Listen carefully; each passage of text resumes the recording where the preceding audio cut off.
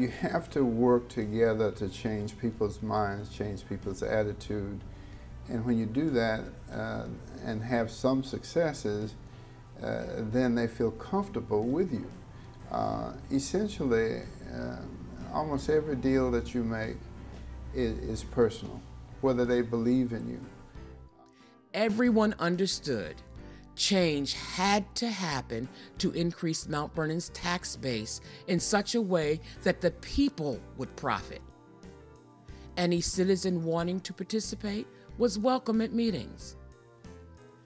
Everyone agreed if success was to be realized, it was essential that a working partnership be the driving force.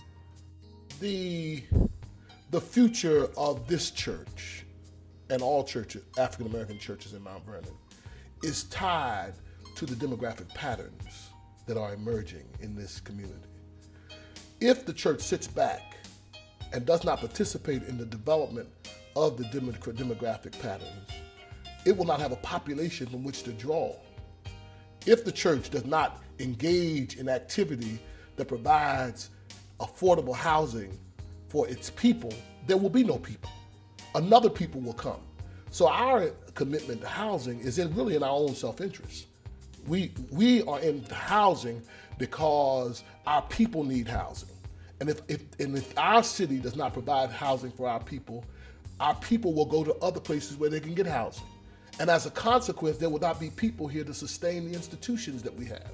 So I'm very concerned that the development of Mount Vernon includes space for the continuance of African American people. And the only way to do that is to participate in it, to make sure that you're one of the players at the table about planning the future of this city. It takes teamwork, you know, and an organization I belong to had as its goal this year that victory is a team, success is a team effort. And I just believe that very wholeheartedly, that it is a team effort. And sometimes we're going to disagree, you know, strenuously. But that's only because we have egos and personalities that are different. But we all have a love of the city. After years of dogged work and renewed vision later, Mount Vernon is beginning to enjoy and benefit from its united effort.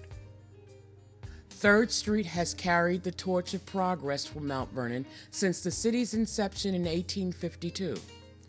John Stevens' historic homestead is but a breath from 3rd Street. In fact, the building where the decision to incorporate from a village into a city still stands on the corner of 3rd Avenue and 3rd Street. Although the cut-through and bridge was closed off and filled in, the train station of the short-lived New York, Westchester, and Boston Railway, a 4-track electric line owned by New York, New Haven, and Hartford, remains ready to greet riders on 3rd Street and Fulton Avenue. If the service still operated, passengers could board a steel passenger coach at 180th Street and Morris Park in the Bronx, bound for White Plains or Boston. Faint remnants of trolley tracks that ran from 3rd Street to 4th Avenue, winding down 1st Street and back to Fulton Avenue, can still be seen near the Pelham border. Well, I've always liked Mount Vernon. I thought Mount Vernon was always a place that's in between Harlem, Yonkers, the Bronx, up there in Connecticut, you know what I'm saying, New Rochelle, but Mount Vernon carries a lot of weight. My boy Heavy D came from here. My father stays here. I got buildings in Mount Vernon. I felt like, you know what? Let's put Mount Vernon let's take it to the next level. Plus the people, the vibe is good. It's like a village, you know what I'm saying? Everybody kind of know everybody. During the late 1960s, many businesses left the 3rd Street corridor to open in more profitable surroundings, most often outside of city limits. This once vibrant and important street began a gradual decline that resulted in it being labeled the worst area in the city. Newspapers named it the worst in the county, a sentiment held by many residents. As if to buy into every negative description ever said or written or thought about the city, crime, drugs, and blight nestled on street corners where shoppers once traversed, and in doorway thresholds of businesses once serving customers from across the county. Streets formerly filled with hopelessness and despair have been reignited with a will to survive, a will fueled by the city's inhabitants staking a claim. Citizens and business persons are joining forces as partners in 3rd Street's rebirth as a vital economic and social enclave. Given the whole 3rd Street, Franklin Avenue area, new facelift, and I would encourage other business owners that are in this area to do the same, thereby transforming the entire avenue. And then I hired a woman who's not with us today, Ann Tucker.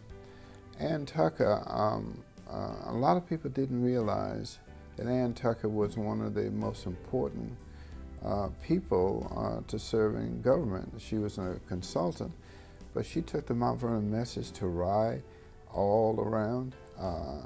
Do you know what's going on in Mount Vernon? You need to meet this one, and you need to tell your story to this one.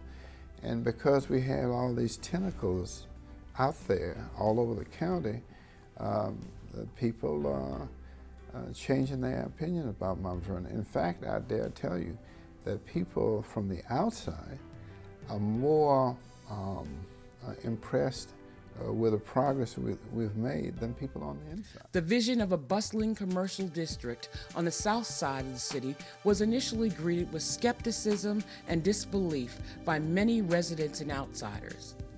People felt that development on Sanford Boulevard was not just impossible, it was impractical.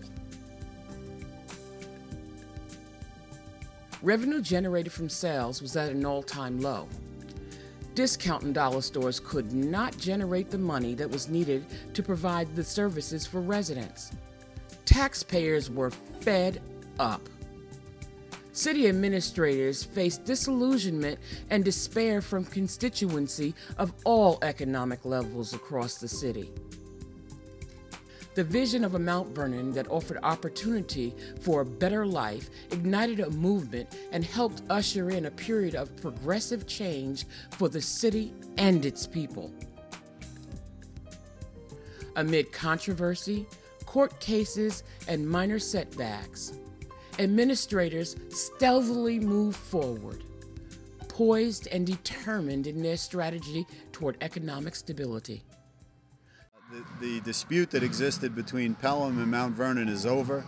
It probably never should have started. And there's been tremendous economic development along the Sanford Boulevard corridor, and we're happy to be a part of it.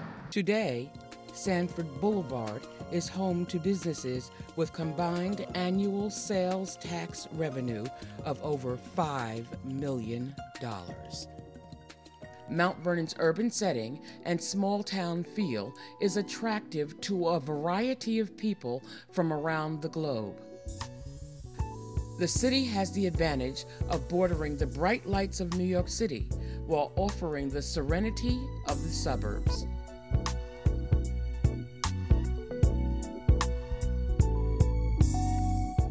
We have made progress in the economic development. More especially in this current administration. We have seen the development, the economic development, 1,000 new jobs on Sanford Boulevard. We've seen, one of the things I have said about the current mayor is that the Lord had him come at this time when we needed an architect or the skills of an architect, because we needed a visionary, because you cannot see beyond. Some people can only see what they see, but architects have to see the invisible before it is visible. And so it is fortunate that we have, at this time in the history of the city, a visionary. Now, visionaries are not always celebrated. They are criticized, they are misunderstood, but visionaries are essential to progress. And that's why the Bible says, without a vision, the people perish. Because visions are essential. But sometimes vision gets repulsed because vision requires change. And that's not always comfortable, it's not always challenging. And then people are threatened by change. But fortunately, this city has been the beneficiary of the last 12 years of visionary. That doesn't mean you always agree with him. I've not always agreed with the mayor. But at the end of the day, I know that his motive is right. I know that his intentions are right. And I know that his gifts are essential to the city making progress. So I've been his partner in this journey. And I'm excited about the promise of the city. There's still great potential. We have to fight though, because there are external forces outside of this city who don't believe in us, who want to stereotype us, who want to make this some kind of pariah in the midst of Westchester County. We must make Westchester County responsible to the city of Mount Vernon. We're not just a stepchild. We are a major player in this metropolitan community. Public housing built in the 1940s had aged. Patch-up repairs could no longer resolve housing quality standards, nor could they accommodate the needs of modern families.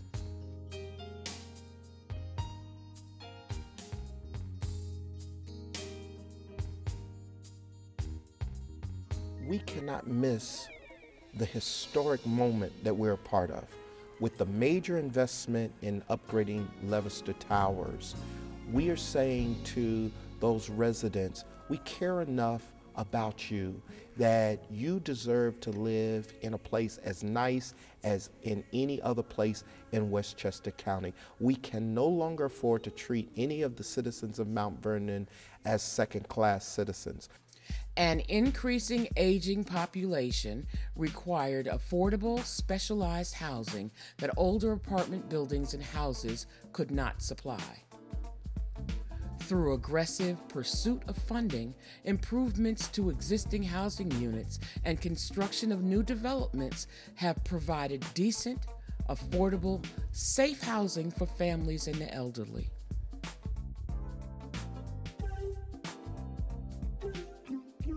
Change does not come quickly when financing without excessive burden on the taxpayer is a part of the overall plan. Funding sources must be located, courted, and convinced that investment in Mount Vernon is a smart decision. They must be willing to partner with the city to reap the benefits of success. We do a lot of shall we say, outsourcing in other communities, because we can't just be insular in the city. We have to take our message outside of the city. When I was a county legislator, I served on a budget committee for 9 of the 12 years I was there. I met most of the big hitters in the county. And so when I became elected as mayor, it was not just Ernie Davis mayor, it's Ernie Davis that we knew from the county. And I gained trust from the county. So when I came down here, people followed me down here with proposals because they thought that they could trust the investment in here. They had negative opinions about Mount Vernon, to be sure, but because I was able to persuade them, and they were thus able to persuade others, we start to get the projects rolling. And of course, when you get one project done, especially the Sanford Boulevard corridor, believers come. Mount Vernon has a number of projects on the drawing board that will bring additional resources into the community. The search for financial backing continues.